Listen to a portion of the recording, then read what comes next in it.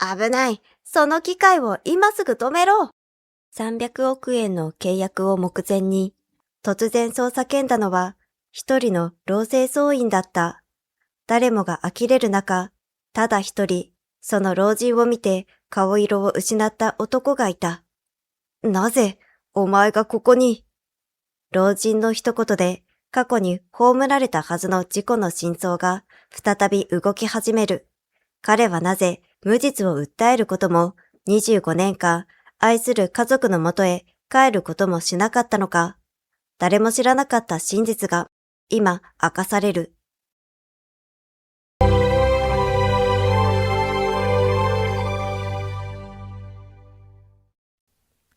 はじめに、チャンネル登録といいねをどうぞよろしくお願いいたします。午前8時、都内の国際展示場は会場前から慌ただしい空気に包まれていた。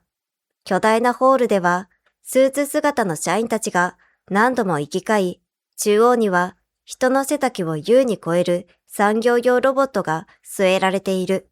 その隅で一人の老人が黙々とモップを動かしていた。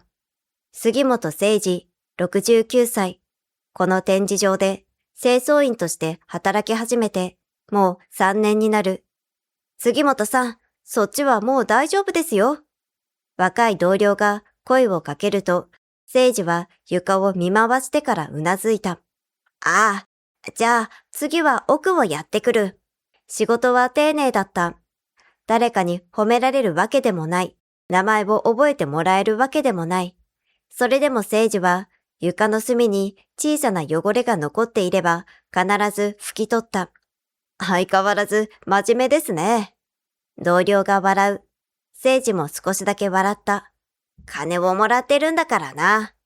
それだけ言って清掃用のカートを押して歩き出した。その途中、会場入り口に建てられた巨大なパネルが目に入った。トートロボティクス新型産業用ロボット発表会。誠二の足が止まった。パネルの下には今日行われる大型契約について書かれている。ドイツの大手企業との共同事業。契約総額300億円。そしてその横には一人の男性の写真があった。代表取締役社長、杉本匠。誠二はしばらく写真を見つめていた。43歳。精悍な顔立ち。黒いスーツ。まっすぐ前を見据える目。25年前から会っていない誠二の息子だ。一緒に暮らしていた時にはまだ高校生だった。誠二の財布には今も匠が15歳の頃に撮った写真が1枚だけ入っている。新聞や経済誌で息子の名前を見つけるたび、記事を切り抜いてきた。会社を立ち上げたことも知っていた。苦しい時期を乗り越え、急成長させたことも知っていた。けれど一度も会いには行かなかった。いや、行けなかった。誠二は視線を落とし、再びカートを押した。立派になったな。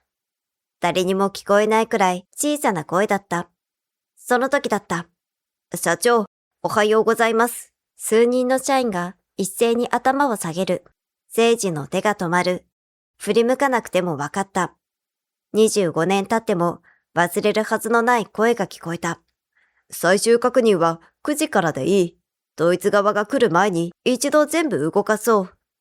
誠二はゆっくり顔を上げた。数メートル先を匠が歩いていた。写真より少し疲れた顔をしている。それでも背筋を伸ばして社員たちに指示を出す姿は堂々とした経営者そのものだった。誠二は何も言わなかった。ただ息子の姿を目で追った。その瞬間、匠がこちらを見た。二人の視線が重なり、匠の足が止まる。一瞬だけその顔から社長の表情が消えた。父さん？社員たちが匠を見る。誠二は小さく頭を下げた。しばらくして匠は低い声で言った。少し来てくれ。二人は人目の少ない搬入口近くまで移動した。扉が閉まるなり、匠が振り返った。何しに来た？仕事だ。聖司は清掃服の胸元を軽く刺した。匠はその姿を上から下まで見た。俺の会社が今日ここを使うって知ってたのか？今朝知った。本当か？ああ。匠は唇を噛んだ。25年ぶりの父との再会。けれど、その目に喜びはなかった。俺を見に来たんじゃないのか？違う。即答だった。匠の表情がわずかに歪む。そうかよ。聖司は何も言わなかった。匠は視線をそらした。だったら、俺の前には二度と現れないでくれ。しばらく沈黙が続いた。やがて聖司は、わかったとだけ答えた。匠はそのまま背を向けた。聖司も引き止めなかった。言えることなど何もなかった。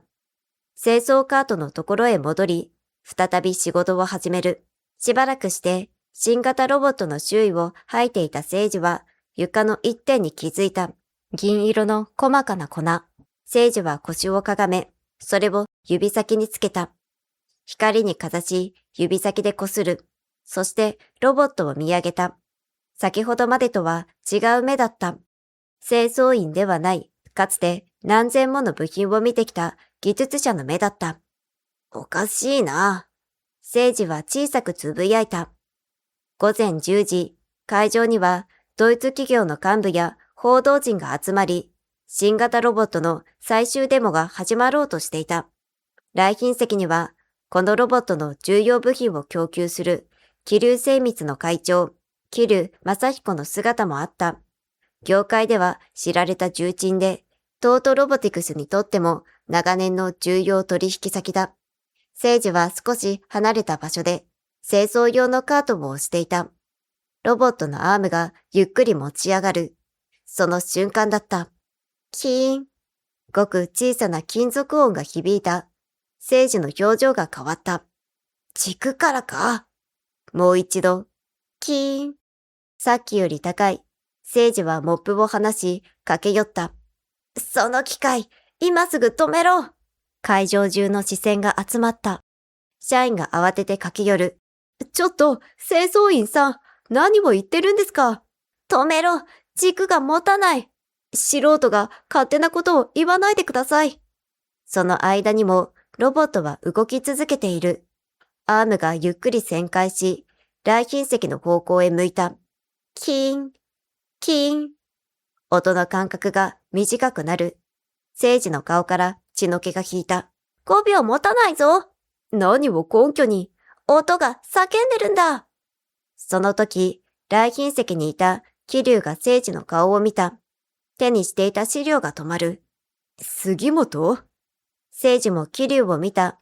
25年ぶりだった。桐生はすぐに立ち上がった。皆さん、この男の言葉を信用してはいけません。匠が桐生を見る。桐生さん、ご存知なんですか？ああ、25年前、不良部品事故を起こして会社を潰した男だ。周囲がざわめいた。匠の顔が硬くなる。だが、聖司は桐生を見もしなかった。ロボットだけを見つめている。昔話は後だ。止めろ。人が死ぬぞ。匠は迷った。目の前にいるのは自分が最も信用したくない男だ。だが、父の顔には冗談も迷いもなかった。その瞬間、ギー。耳障りな金属音が会場に響いた。担当者は動かない。聖司は非常停止ボタンへ走った。やめろ！匠の声が飛ぶ。だが、聖司は押した。ロボットが停止する。静寂の中、バキン。内部から鈍い破断音が響いた。技術者たちが慌ててカバーを外す。やがて一人が青ざめた。社長、3番軸の軸受けに亀裂があります。あとわずかに運転を続けていれば、巨大なアームが脱落していた可能性があるという。ドイツ側の主任技師が聖司に近づいた。なぜわかったんです？聖司は静かに答えた。音だ。そして壊れた部品を見た。今朝、ここを交換しただろう。担当者が息を飲む。その通りだった。主任技師は巧みに告げた。原因がわかるまで契約は保留です。48時間以内に説明してください。そして聖司を指した。調査にはこの方も入れてください。桐生が声を荒げる。彼は清掃員ですよ。主任技師は首を振った。肩書きは関係ありません。静まり返った会場で、聖司だけが壊れた部品を見つめていた。その傷には見覚えがあった。事故寸前だったデモは中止となり、トートロボティクスの技術者たちはすぐに原因調査へ入った。聖司もドイツ側の要望でその場に残ることになった。本当にこの人を調査に入れるんですか？若い技術者が小声で言う。その隣で開発担当の宮原さやが聖司を見た。少なくとも異常に最初に気づいたのはこの方です。聖司は気にする様子もなく、取り外された時空機を手に取った。若手たちは測定器を使い、亀裂の原因を調べている。数値は規格内です。異常は出ていません。その報告を聞いた聖司が言った。測る場所が違う。技術者が眉を潜める。ここは荷重がかかる場所ですよ。壊れたのはそこじゃない。反対側を測ってみろ。反対側？亀裂の伸び方を見ればわかる。力が一方向からじゃない。半信半疑のまま、さやが測定位置を変えた。表示された数値を見て目を見開く。基準を超えてる。周囲の技術者たちが集まった。さやが聖司を見る。どうしてわかったんですか？聖司は部品を指でなぞった。機械は壊れ方にも理由がある。その言葉に先ほどまで聖司を疑っていた若手たちも黙った。聖司はさらに拡大鏡を借り、亀裂の周囲をじっと見た。そしてその手が止まった。細かな削り跡。一見すれば製造時についた傷にしか見えない。だが聖司には見覚えがあった。25年前、聖司が経営していた杉本製作所を潰したあの事故部品。そこにも同じような加工痕が残っていた。聖司は部品の刻印を確認した。製造元は気流精密。まだ同じことをしていたのか。低い声だった。背後にいた気流の表情が一瞬だけこわばる。何の話だ？この削り方だ。昔と同じだ。気流は鼻で笑った。25年前のことをまだ根に持っているのか。匠が二人の間に入った。父さん、勝手な憶測で話を広げるな。聖司は息子を見る。憶測じゃない。俺は桐生会長を長年見てきた。この会社が苦しい時も支えてくれた人だ。匠の言葉に桐生は静かにうなずいた。君のお父さんとは昔、一緒に会社をやっていた。だが残念ながら彼は品質より利益を選んだ。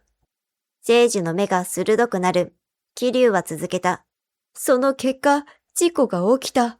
それが25年前の真実だ。室内が静まり返った。匠は父を見た。聖司はしばらく黙った後、壊れた部品を机に置いた。なら、調べればいい。何を？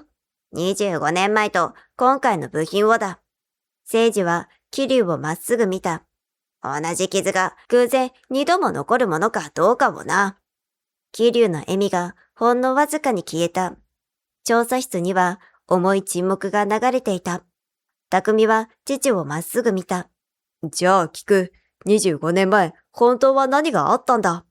聖司はゆっくり口を開いた。当時、杉本製作所は経営が苦しかった。その最中、共同経営者だった桐生が原価を下げるため、一部の材料を安価なものに変えていた。聖司は途中でそれに気づいた。だが、証拠を揃える前に事故が起きた。検査記録は書き換えられ、責任はすべて聖司に向けられた。俺が粗悪な武器を使わせたことになっていた。匠の表情が揺れる。じゃあ、父さんは無実だったって言うのか？ああ。その瞬間、匠の顔に怒りが浮かんだ。だったら、なんで帰ってこなかった？聖司が黙る。会社のことは桐生会長に騙されたのかもしれない。でも母さんを一人にしたのは誰だよ。匠の声が震えた。母さんはずっと俺を一人で育てるために無理して働いてた。俺が高校の修学旅行に行かないって言った時、母さんが何て言ったか知ってるか？誠治は顔を上げた。金がもったいないから行かないって言った俺に、高校生活は一度しかないんだから行きなさいって笑ったんだ。その笑顔の裏で、美智子は夜の仕事を一つ増やしていた。匠がそれを知ったのはずっと後だった。大学に受かった時もそうだ。夜中に目が覚めた時に見たら、台所で母さんが家計簿を見ながら悩んでた。匠は拳を握った。入学金をどう工面するか一人で考えてたんだ。昼は事務の仕事、夜は飲食店の手伝い。美智子は何年も働き続けた。そして数年前、とうとう職場で倒れた。命に別状はなかった。だが医師からもう無理をしてはいけないと言われた。今では長時間働くことも遠くまで出歩くことも難しい。父さんがいたらあんな体にならなかったかもしれない。誠治は目を伏せた。その言葉だけは否定できなかった。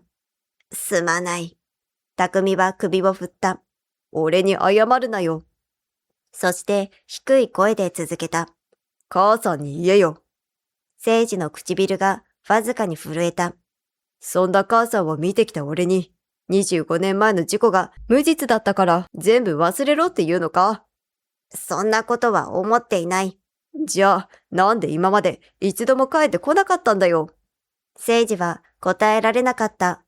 匠はしばらく父を見つめた後、今更謝られても遅い。そのまま背を向けた。扉が閉まる。誠治は一人立ち尽くした。会社を失ったことよりも、25年前の濡れ衣よりも、今の息子の言葉の方がずっと深く胸に刺さっていた。やがて誠治は誰もいない部屋で小さくつぶやいた。その通りだ。自分は会社を追われた。だが家族の元へ戻らなかったのは、桐生のせいではない。それだけは自分自身が選んだことだった。翌朝、TOTOロボティクスの会議室に桐生が一枚の映像を持ち込んだ。画面には事故前夜、問題のロボットのそばにいる誠治の姿が映っている。この男は機械のすぐ近くにいた。桐生は匠を見た。25年前の恨みで細工した可能性もあるんじゃないですか？室内がざわつく。匠の顔がこわばった。父さん、何をしてたんだ？掃除だ。桐生が薄く笑う。本人はそう言っていますがね。その時だった。その映像なら昨夜から私も調べていました。宮原さやが立ち上がった。昨夜調査を終えた後も、さやには一つだけ引っかかることがあった。誠治が最初に見つけた床の金属粉、そして25年前と同じだという加工痕。もし誠治の話が本当なら、今回の事故は単なる部品不良ではない。そう考え、さやは一人で調査を続けていた。映像を拡大すると、杉本さんは機械には一度も触れていません。画面には、誠治が床にしゃがみ何かを拾う姿が映っている。拾っていたのは、この金属粉です。さやは昨夜のうちに粉を緊急分析へ回していた。結果が出ています。本来使われる高強度合金ではありません。もっと安価な材料です。桐生の表情が固まる。さらに仕入れ記録も調べました。桐生精密からは正規材料を使用した部品として請求されていた。だが実際には一部に安価な材料が使われている。その差額は桐生の親族が経営する会社へ流れていた。そしてもう一つ。さやが古びた資料を机に置く。昨夜倉庫から取り寄せた25年前の自己記録だった。当時の取引にも同じ会社の前身企業が関わっています。匠が息を飲む。25年前も今回も同じ方法で材料がすり替えられていた。桐生が勢いよく立ち上がった。私は会社を守ろうとしたんだ。全員が彼を見る。高い材料ばかり使っていたら、杉本製作所はとっくに潰れていた。現実を知らない理想論では会社は守れない。誠治は静かに桐生を見た。だから、事故が起こって人が死んでもいいと思っていたのか。桐生が言葉を失う。安い材料を使うことを問題にしてるんじゃない。必要な強度がないと知りながら、あると偽った。それが問題なんだ。誠治は一歩前へ出た。そして、実際に事故が起きたら、全部俺に押し付けた。桐生の顔から25年間守ってきた余裕が消えた。誠治は低い声で言った。今度は逃げられないぞ。桐生の不正を示す資料はすぐに桐生精密の取締役会にも送られた。長年にわたる材料偽装と資金の流れが明らかになり、桐生は会長職を解かれた。現在の不正については、会社側が警察と顧問弁護士に資料を提出し、正式な調査が始まることになった。長年、業界の重鎮として築いてきた信用は、わずか1日で崩れ去った。かつて政治から全てを奪った男は今、自らが積み重ねてきた嘘によって、その地位を失ったのだった。政治に着せられていた罪は、ようやく晴れた。だが、匠の表情は晴れなかった。会議が終わった後、二人きりになった部屋で、匠が尋ねた。じゃあ、父さんは悪くなかったんだな。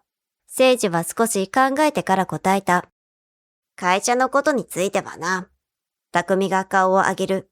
だったら、どうして帰ってこなかった？誠治は黙った。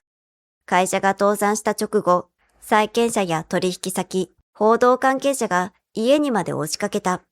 まだ高校生だった匠にも心ない言葉が向けられた。誠治は美智子と話し合い、騒ぎが収まるまで一時的に家を離れることにした。最初はお前たちを守るためだった。最初は？誠治はうなずいた。半年が過ぎ、やがて1年が過ぎた。騒ぎは収まった。その頃、美智子から一通の手紙が届いた。誠治は今もその文面を覚えている。匠はあなたに似て機械が好きです。最近は壊れたラジオを勝手に分解して元に戻せなくなって困っています。あなたが見たらきっと笑うでしょう。そして最後にこう書かれていた。私たちは大丈夫です。だから帰れると思った時に帰ってきてください。匠は黙って聞いていた。母さんがそんなことを。ああ。誠治は苦く笑った。帰っていいと言われていたんだ。それなのに帰れなかった。1年が2年になり、2年が5年になった。時間が経つほど玄関の前に立つことが怖くなった。自分が戻ればまた迷惑をかける。そう思っていた。誠治は首を振った。いや、違うな。匠が父を見る。怖かったんだ。お前と母さんにどんな顔をして会えばいいのかわからなかった。会社を失った自分、父として何もしてやれなかった自分、そんな自分を見せる勇気がなかった。桐生に会社を奪われたのは俺のせいじゃないかもしれない。誠治は匠をまっすぐ見た。だが、お前と母さんから逃げたのは俺だ。匠は何も言わなかった。今さら許してくれとは言わない。長い沈黙の後、匠が口を開いた。母さんに会ってくれ。誠治の目が揺れた。母さんは一度も父さんを悪く言わなかった。一度も？ああ、俺が父さんの悪口を言っても、母さんはいつもお父さんにも事情があるのよって。匠は少しうつむいた。倒れてからも時々言ってたよ。何を？いつか帰ってくる気がするって。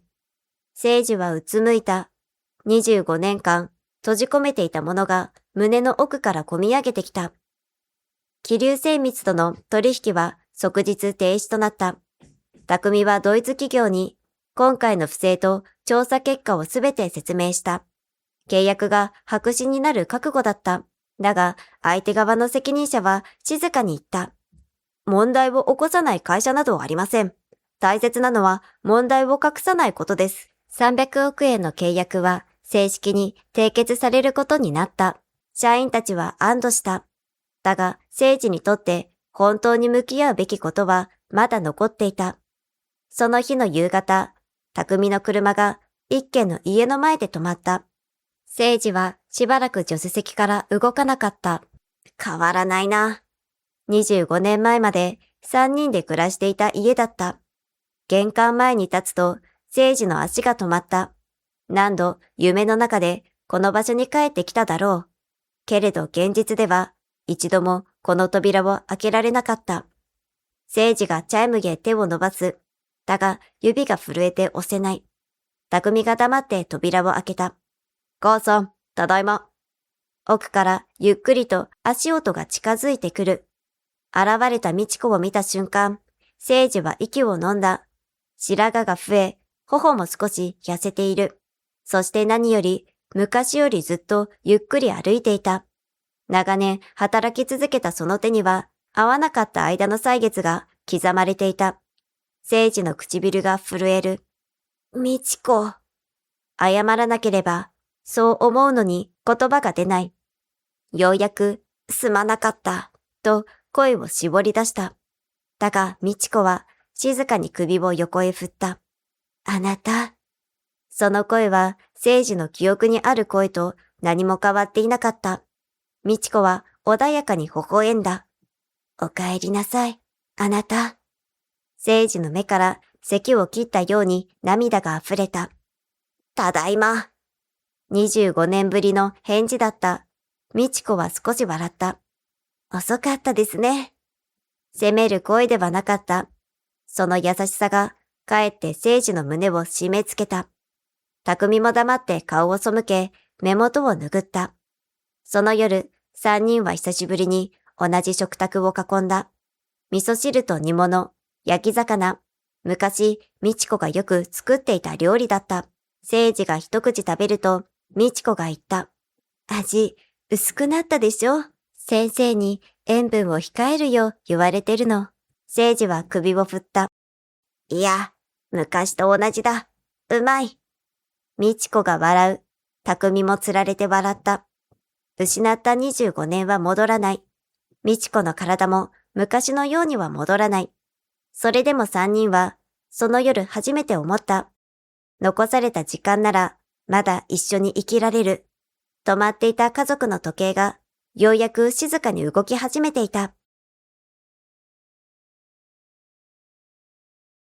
最後までご覧いただき、ありがとうございました。このチャンネルでは、人生の中でふと胸に残る物語をお届けしています。今日の物語が皆様の心に小さな明かりを灯す時間となりましたら幸いです。また次の物語でお会いできるよう、チャンネル登録と高評価で応援していただけますと、とても励みになります。それでは次回の動画でまたお会いいたしましょう。